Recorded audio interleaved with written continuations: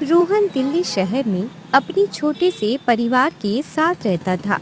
उसके परिवार में उसके माता पिता, उसकी पत्नी और एक बेटी थी, जिनके साथ वह अपना जीवन हंसी खुशी से गुजार रहा था। पर शहर की भागदौड़ भरी जिंदगी और शहर के बढ़ते प्रदूषण की वजह से वह दुखी हो चुका था। उफ, ये पोल्यूशन मेरी जान ही ले लेगा। मुझे जल्दी ही गांव की तरफ मूव होना पड़ेगा। आज ही शाम को मैं पिताजी से बात करता हूँ। ऑफिस से आते टाइम रोहन पोल्यूशन की वजह से सांस नहीं ले पा रहा था और अब रोहन अपने गांव लौटना चाहता था। और इसी सिलसिले में वह अपने पिताजी से बात करने का मन बनाता है।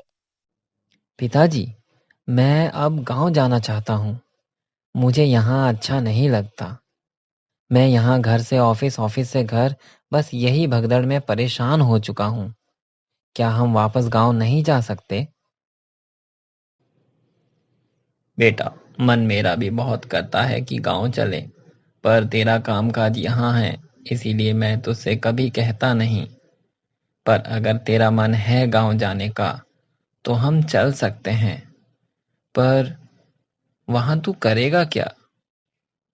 वहां मैं हमारे खेतों पर फसल उगाऊंगा पिताजी, और उन फसल को बेचकर अच्छा दाम मिलेगा, जिससे हमारा परिवार का गुजारा अच्छे से हो पाएगा। ठीक है बेटा, फिर इसी हफ्ते चलते हैं। इस बारे में बहू से बात कर ली तूने? नहीं पिताजी, अभी करूंगा।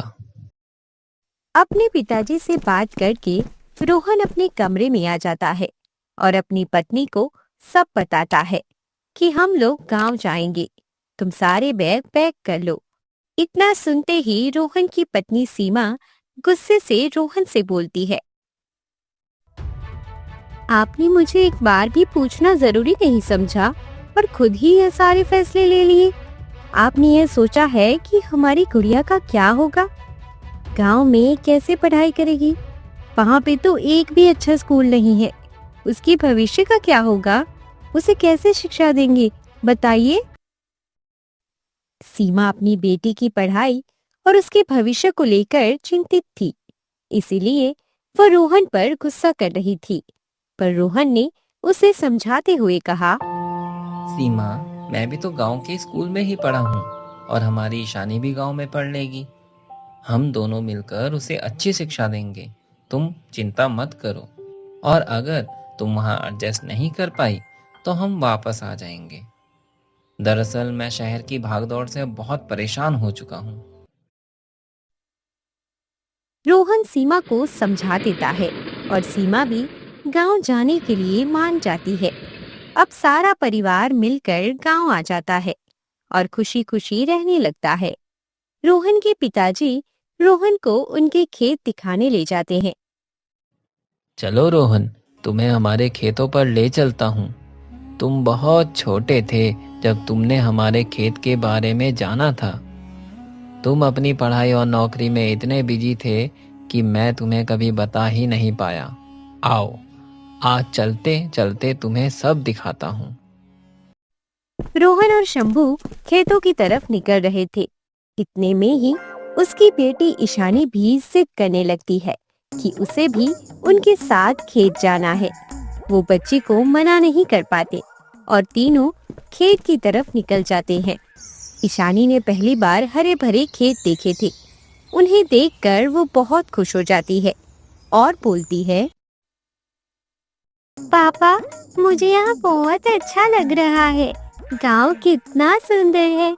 मैं अब दिल्ली कभी नहीं जाऊंगी।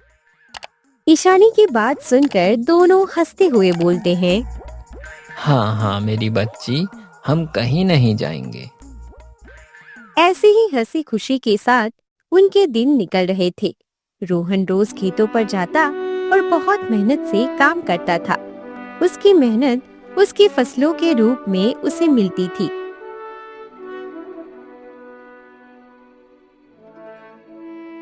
मैंने कभी नहीं सोचा था कि इतनी अच्छी खेती कर सकता हूँ। वाह, क्या फसल लहलहा रही है। इस बार तो बहुत मुनाफा होगा। चलो अब घर जाता हूँ, शाम हो रही है। तभी खुश होते हुए रोहन घर की तरफ निकलता है, पर शायद भगवान को कुछ और ही मंजूर था। आखिर क्या हुआ रोहन के साथ, आइए जानते हैं। उससे पहले अगर आपको हमारी स्टोरी अच्छी लगी तो प्लीज चैनल को सब्सक्राइब करें। रोहन घर आते टाइम रास्ते में बेहोश हो जाता है और गांव के लोग उसे घर ले आते हैं। अरे अरे शंभू, बाहर निकलो। देखो, रोहन बेहोश पड़ा हुआ था रास्ते में। हमने डॉक्टर को बुला लिया है, वो आते ही होंगे। सीमा और बाकी लोग घबरा जाते हैं। इतने में ही डॉक्टर आ जाते हैं और रोहन का चेकअप करते हैं और डॉक्टर बताते हैं, मैंने इन्हें दवाइयाँ दे दी हैं। देखिए, शहर की दूषित हवा में काम करके इनकी नसें ब्लॉक हो गई हैं। आप इन्हें कोई मेहनत का काम करने ना दें और इनका खास ध्यान रखें कि ये किसी तरह की टेंशन ना लें। इतना कहकर डॉक्टर वहाँ से चला जाता है। डॉक्टर के जाने के बाद रोहन दुखी होते हुए बोलता है, ये क्या हो गया? मैं आप लोगों का सहारा बनने के टाइम पर आप लोगों पर बोझ बन गया। ऐसा मत बोलिए जी, हम लोग मिलकर सब कर देंगे, सब ठीक हो जाएगा। भगवान पर भरोसा रखिए और आप ज्यादा टेंशन मत लो, नहीं तो आपकी तबीयत और ज्यादा खराब हो जाएगी। दिन ऐसे निकल रहे थे। रोहन की बीमार होने के बाद उनकी आर्थिक स्थिति अब खराब होने लगी और घर में राशन पानी का अकाल होने लगा। उनको समझ नहीं आ रहा था कि वह क्या करे। एक दिन सीमा देखती है कि उसके पतीले में बस थोड़ा सा दाल और चावल रखा है। अरे ये क्या, अब तो बस थोड़ा दाल चावल ही बचा है। अब हम क्या खाएंगे? अब तो सारे पैसे भी खत्म हो गए हैं।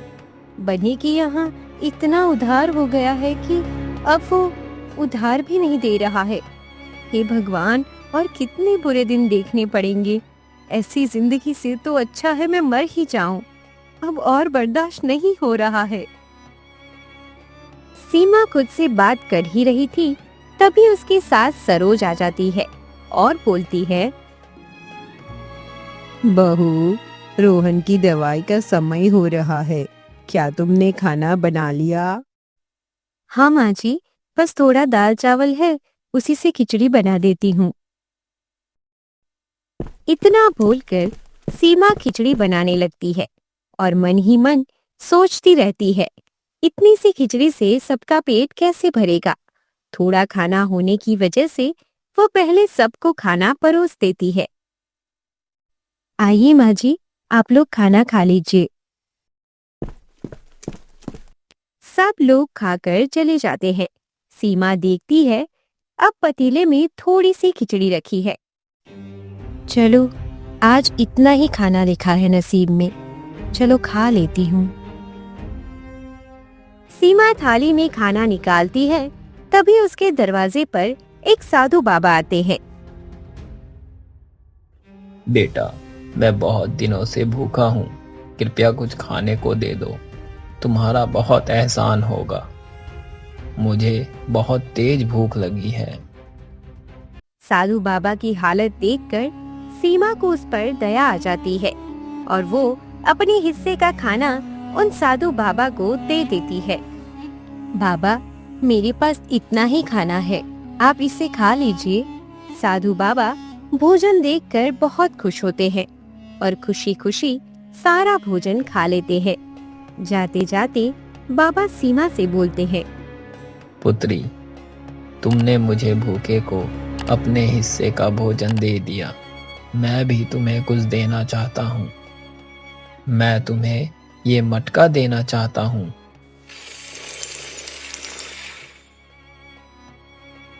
ये कोई आम मटका नहीं, ये एक जादुई मटका है जो कभी भी खाली नहीं होगा। इसे रख लो बेटा। बाबा की बात सुनकर सीमा चौंक जाती है। सीमा कुछ बोल ही नहीं पाती। इतने में साधु गायब हो जाते हैं। सीमा समझ जाती है कि वो कोई आम साधु नहीं थे, वो उनकी सहायता करने के लिए आए थे। सीमा खुश होते हुए अंदर आती है और मटके को चूल्हे पर चढ़ा देती है और देखती है कि मटका भोजन से भरा हुआ है। वह सारी बातें अपने घर वालों को बताते हुए कहती है, माँ जी, रोहन जी, अब हमारे दिन सुधर जाएंगे।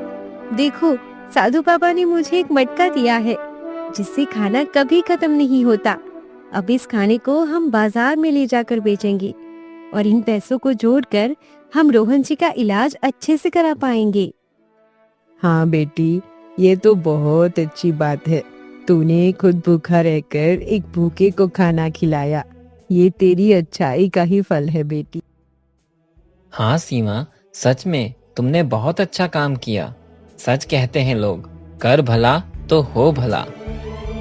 दूसरे दिन से ही सीमा और उसकी सास खाना ठेले पर ले जाकर बाजार में बेचती है और लोगों को उनका खाना बहुत पसंद आ रहा था। अब धीरे धीरे उनकी आर्थिक स्थिति भी सुधरने लगती है और रोहन भी पूरी तरह ठीक हो जाता है। इसी तरह वो लोग हंसी खुशी से रहने लगते हैं। अगर आपको हमारी स्टोरी अच्छी लगी तो प्लीज चैनल को सब्सक्राइब करें।